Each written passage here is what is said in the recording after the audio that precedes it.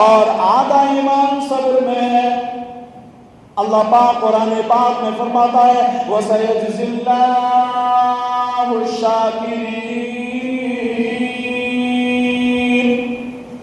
اور عنقریب اللہ شکر ادا کرنے والوں کو صلہ عطا فرمائے گا۔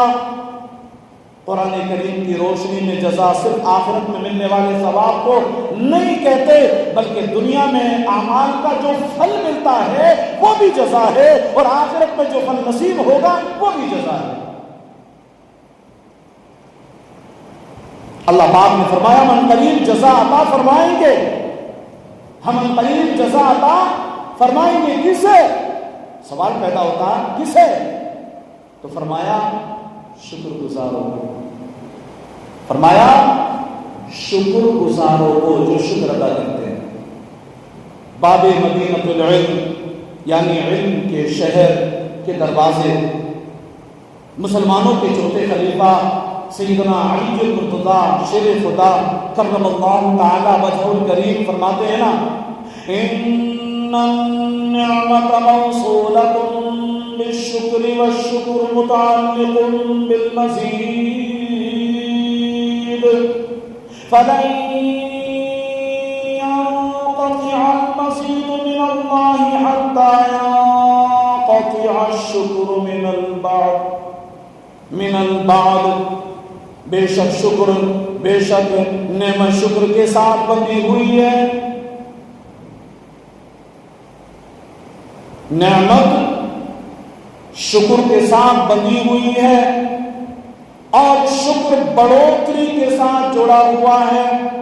جب تک آدمی شکر نہیں چھوڑتا تب تک اللہ پاک کی جانب سے نعمتوں میں اضافہ ختم نہیں ہوتا۔ اب بتائیے کامیابی کی نعمت ہے کہ نہیں ہے؟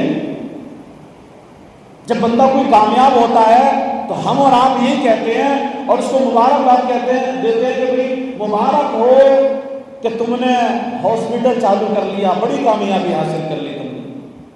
مبارک ہو تم کو کہ تم نے محنت کر کے کپڑے کی دکان کر لی، شوہر کر لیا، تم نے بڑی کامیابی حاصل کر لی۔ تو پتہ چلا کہ کامیابی بھی نعمت ہے۔ حفظ قرآن مکمل کر لیا، یہ کامیابی ہے، نعمت ہے۔ عالم کورس کر لیا، کامیابی بھی ہے، نعمت بھی ہے۔ رزق حلال میں وسعت مل گئی، کامیابی بھی ہے، نعمت بھی ہے۔ اچھا گھر، اچھا روزگار، اچھی سواری، یہ سب نعمتیں ہیں، اور ہمارے ہاں انہی کو کامیابی میں بھی شمار کیا جاتا ہے۔ مولا کائنات علی المرتضیٰ شیر خدا رضی اللہ تعالی عنہ فرماتے ہیں نعمت ہر طرح کی کامیابی شکر کے ساتھ بندھی ہوئی۔ بات توجہ کی، شکر ہوتا ہے تو کامیابی آتی ہے، مزید شکر ہوتا ہے تو مزید کامیابی ملتی ہے، اور جب شکر ختم ہو جاتا ہے کامیابی بھی ختم ہو جاتی ہے۔ جہاں سے شکر ختم وہاں سے الٹی گنتی شروع۔ علماء کرام فرماتے ہیں اللہ پاک جسے چاہتا ہے نعمت عطا فرماتا ہے، لیکن فَإِذَا لَمْ يُشْكَرْ قَلْبَهَا عَلَيْهِ عَذَابًا، اگر اس کا نعمت کا شکر ادا نہ کیا جائے تو اسی نعمت کو عذاب بنا دیا جاتا ہے۔ بظاہر وہ نعمت لگتی ہے لیکن آگے جا کر اس کے لیے بربادی کا سبب بنتی ہے، وبال جال بن جاتی ہے۔ اللہ اکبر، کتنی عبرت کی بات ہے۔ کامیابی اول تو ملتی ہی شکر کے ذریعے سے، اور اگر مل جائے مگر اس کے اندر شکر نہ ہو تو کامیابی نہیں رہتی بلکہ عذاب بن جاتی ہے، وہ عذاب بن جاتی ہے۔ اللہ پاک کلام مقدس میں ارشاد فرماتا ہے وَمَا ظَلَمُونَا وَلَكِنْ كَانُوا أَنفُسَهُمْ يَظْلِمُونَ، اور انہوں نے ہمارا کچھ نہ بگاڑا بلکہ اپنی جانوں پر ہی ظلم کرتے رہے۔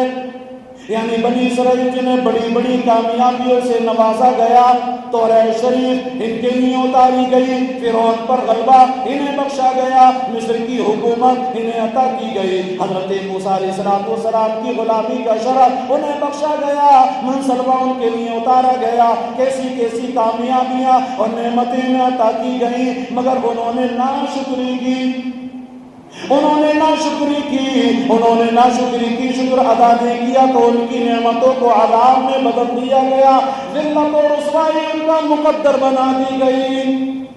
پتہ چلا شکر کامیابی کو دوام یعنی ہمیشگی بخشتا ہے اور اسی کو مبارکباد بھی دی جاتی ہے، اور ناشکری اس کی ناکامیابی کی دلیل بنتی ہے۔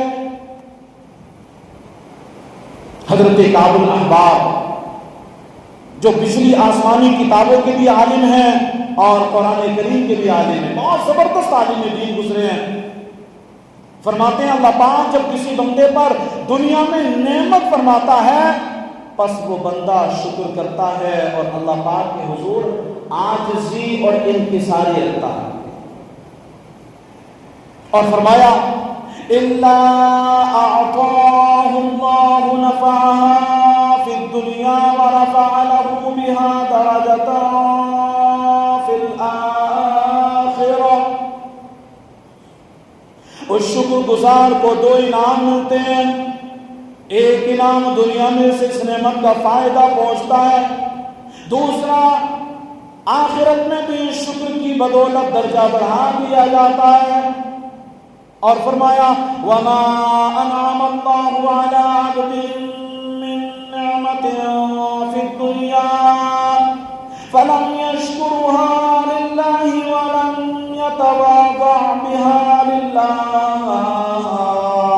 اور اگر اللہ پاک بندے کو نعمت عطا فرمائے مگر وہ اس کا شکر نہ ادا کرے، نہ عاجزی اپنائے، تو فرمایا إِلَّا مَنَعَهُ اللَّهُ نَفَعًا فِي الدُّنْيَا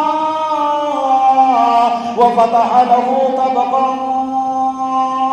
طبقا من النار يعذبه به إن شاء الله أو يتجاوز عنه۔